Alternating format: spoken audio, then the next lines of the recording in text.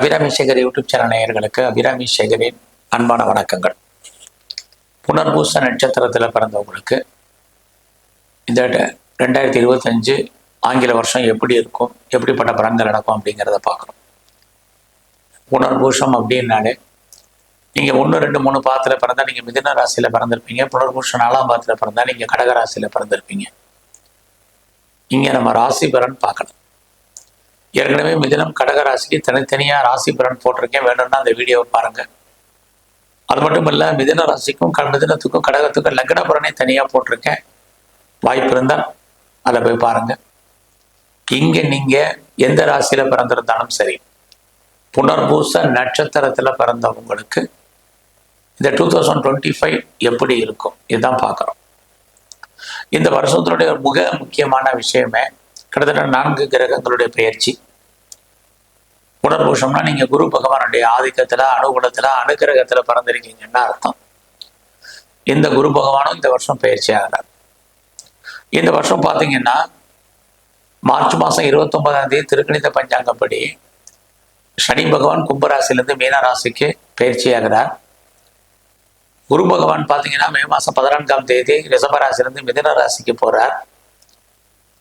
ராகு பகவானும் கேது பகவானும் மே மாதம் 18ஆம் தேதி கும்பராசிக்கும் சிம்மராசிக்கும் பயிற்சி ஆகிறாங்க. அங்கே 4 முக்கியமான கிரகங்களுடைய பயிற்சி, அவங்க இருக்கக்கூடிய இடம், பார்க்கக்கூடிய பார்வை உள்ள இடங்கள், அவங்க சஞ்சாரம் பண்ணக்கூடிய நட்சத்திரம், மற்ற கிரகங்கள், இதையெல்லாம் கணக்கில் எடுத்துக்கிட்டு தான் இந்த வருஷம் உங்களுக்கு எப்படி இருக்குன்னு பார்க்குறோம். இந்த வருஷத்தில் முதல்ல உங்களுடைய பண வரவு, பொருள் வரவு, ஃபினான்சியல் பொசிஷன், அதிர்ஷ்டம் எப்படி இருக்கு அப்படி பார்க்கிற போது இந்த வருஷம் மே மாதம் 14ஆம் தேதிக்கு அப்புறம்தான் புனர்பூஷ நட்சத்திரத்தில் பிறந்தவங்களுக்கு நல்லதொரு ஏற்றம், முன்னேற்றம் உங்களுக்கு இருக்கு. எதில்? பொருளாதாரத்தில். உங்கள் கையில் அப்போ தான் பணம், தனம் என்பது இருக்கும். ஏதோ ஒரு விதத்தில் உங்களுக்கு கையில் மணி ரொட்டேஷன் இருக்கு. ஆனாலும் கூட இந்த வருஷம் பார்த்தீங்கன்னா நீங்கள் எவ்வளோ சம்பாதிச்சிருந்தாலும் செலவு பண்ணுறதுக்கான வாய்ப்புகளும் ரொம்ப அதிகமாக உங்களுக்கு இருக்கு. ஆக இதை தக்க வைப்பது உங்கள் கையில் தான் இருக்கு. யாரெல்லாம் பேச்சின் மூலமாக வருமானத்தை சம்பாதிக்கிறீங்களோ உங்களுக்கு ஓரளவுக்கு இந்த வருஷம் வருமானங்கள் உண்டு. இந்த வருஷத்தில் உங்களுடைய வேலை வாய்ப்புகள் எப்படி இருக்கு, இதை மெயினாக பார்க்குறோம். ஆக நீங்கள் எந்த சர்வீஸில் இருந்தாலும் சரி, கவர்மெண்ட் சர்வீஸில் இருக்கீங்க, ப்ரைவேட் செக்டரில் இருக்கீங்க, நல்லதொரு பேர் போன கம்பெனிகளில் வேலை பார்த்துட்டு இருக்கீங்க, எங்கே வேணாலும் வேலை பாருங்கள், உங்களுடைய ஜாப் எப்படி இருக்குங்கிறதா புனர்பூச நட்சத்திரத்தில் பிறந்தவங்களுக்கு பார்க்குறோம். அப்படி பார்க்குறது ஏதோ ஒரு பத்திரம் உங்களுக்கு வேலை இருக்குது, வேலை இல்லைன்னு டெஃபரெண்ட்டாக சொல்ல முடியாது. நீங்கள் எந்த செக்டரில் விளையாண்டுருக்கலாம் உங்களுடைய கரியரில், ப்ரொஃபஷனில், ஜாபில். ஆனாலும் கூட உங்கள் வேலையெல்லாம் நீங்கள் இந்த வருஷம் ரொம்ப கவனம் செலுத்தணும். இது ரொம்ப ரொம்ப முக்கியம். ஒரு பக்கம் சனி பகவான் கன்னி ராசியை பார்க்கிறார், இன்னொரு பக்கம் குரு பகவான் துலா ராசியை பார்க்கிறார். இது அத்தனையுமே புனர்பூச நட்சத்திரத்தில் பிறந்த உங்களுக்கு வேலையில் முன்னேற்றங்கள் இருந்தாலும் வேலையை பற்றிய ஒரு பயம், ஒரு பீதி, ஒரு மனக்குழப்பத்தை உண்டாக்கிக்கிட்டே இருப்பாங்க.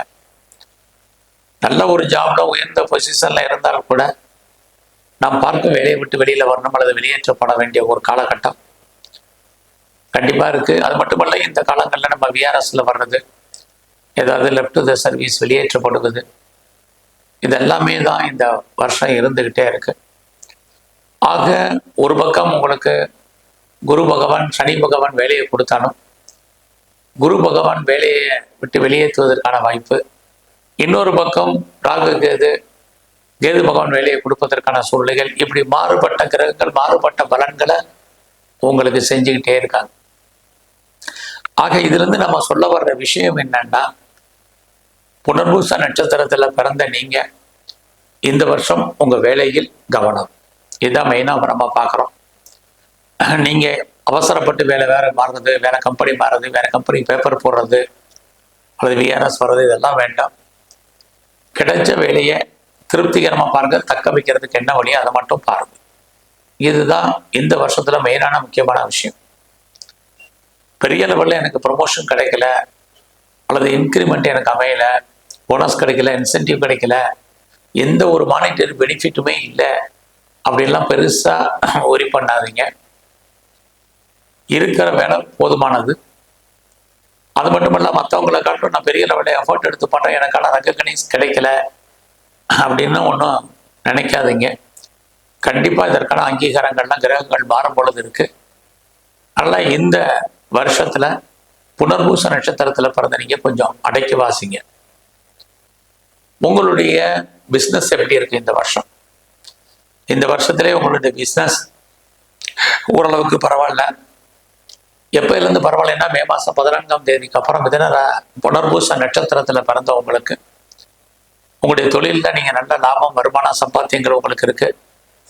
ஒருவேளை உங்களுடைய தொழிலில் நீங்கள் யாரையாவது பார்ட்னர்ஷிப்பாக சேர்த்து பிஸ்னஸ் பண்ணிங்கன்னா நீங்களும் லாபம் அடைவீங்க. உங்களுடைய பார்ட்னரும் ஏதோ ஒரு விதத்தில் லாபம் அடைவார். அது மட்டுமல்ல, நீங்கள் ஒன்றுக்கு மேற்பட்ட ஏதாவது ஒரு பிஸ்னஸ் பண்ணுறீங்க, சக்ஸஸ் ஆகும். அல்லது ஒன்றுக்கு மேற்பட்ட இடத்துல அந்த தொழிலை பண்ணுறீங்க, நல்லது ஒரு சக்ஸஸ் உங்களுக்கு இருக்குது. அது மட்டுமல்ல, நீங்கள் எக்ஸ்போர்ட் பண்ணுறீங்க, அது இம்போர்ட் பண்ணுறீங்க, உங்களுடைய ஏற்றுமதி இறக்குமதி சம்மந்தப்பட்ட தொழிலும் உங்களுக்கு நல்லா இருக்கும். இது எல்லாவற்றுக்கும் மேலாக புனர்பூச நட்சத்திரத்தில் பிறந்த நீங்கள் ஏதாவது சிறு தொழில், சுய தொழில், வீட்டில் வச்சுட்டு பண்ணக்கூடிய தொழில் பண்ணீங்கன்னா, அல்லது ஆன்லைன் பிஸ்னஸ் பண்ணுறீங்க, அல்லது பிளாட்ஃபார பிஸ்னஸ் பண்ணிங்கன்னா அந்த தொழில் உங்களுக்கு இந்த வருஷம் நல்லா இருக்கும். ஒரு பக்கம் நீங்கள் மேனுஃபேக்சரிங் லைனில் இருக்கிறவங்க அல்லது ப்ரொடக்ஷன் சைடில் இருக்கிறவங்க, இன்னொரு பக்கம் சேல்ஸ் சைடில் இருக்கிறவங்க, ஆர் சர்வீஸ் ஓரியன்டாக இருக்கிறவங்க எல்லாருக்குமே இந்த வருஷம் பரவாயில்ல. ஆனாலும் சனி பகவான் கன்னி ராசியை பார்க்கறதுனால எந்த பிஸ்னஸ்லையுமே உங்களுக்கு தொழில் தகராறு, தொழில் நிச்சயமற்ற தன்மை இருக்கும். அதுக்காக தொழில் இல்லாமல் தொழில் விட்டு விட்டு நடக்கும். அந்த தொழிலை விட்டு நீங்கள் வெளியில் வரவே முடியாது. அப்படிப்பட்ட சூழ்நிலைகள் இந்த வருஷம் புனர்பூச நட்சத்திரத்தில் பிறந்தவங்களுக்கு இருக்கு. இந்த வருஷம் உங்களுக்கு திருமணம் உண்டா? ஆக இந்த மே மாதம் 14ஆம் தேதிக்கு அப்புறம் புனர்பூச நட்சத்திரத்தில் பிறந்தவங்களுக்கு மன வாழ்க்கை மகிழ்ச்சிகரமாக அமையும், சந்தோஷகரமாக இருக்கும்.